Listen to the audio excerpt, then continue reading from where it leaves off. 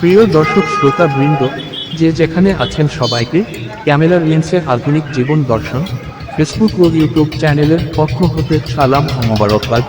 প্রিয় সুধী, সবাই কেমন আছেন? নিশ্চয়ই সবাই ভালো আছেন।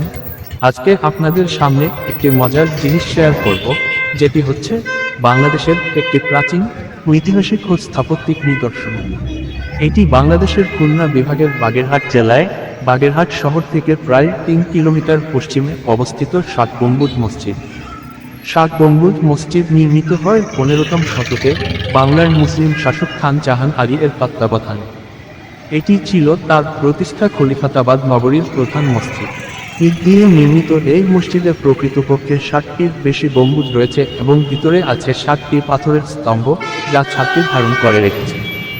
মসজিদটি মধ্যযুগীয় ইসলামিক স্থাপত্যের এক অনন্য উদাহরণ।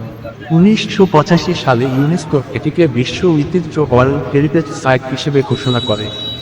ভিডিওতে যেমনটি আপনারা দেখতে পাচ্ছেন, এটির বিষয় সম্পর্কে কোন একদিন বিস্তারিত তুলে ধরব।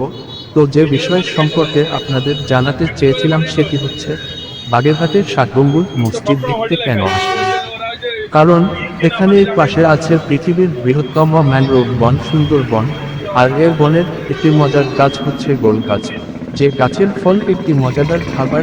ষাট গম্বুজ মসজিদ দেখার সঙ্গে সঙ্গে আপনিও পেতে পারেন পৃথিবীর বৃহত্তম ম্যানগ্রোভ বনের স্বাদ ও ঐতিহ্য। তো আজ পর্যন্ত, আবার কোন এক সময় হাজির খবর নতুন কোন ভিডিও নিয়ে। সে পর্যন্ত আপনারা সবাই ভালো থাকবেন আর আমার চ্যানেলকে লাইক ও কমেন্ট করতে ভুলবেন না কিন্তু। খোদা হাফেজ। ঠিক আছে।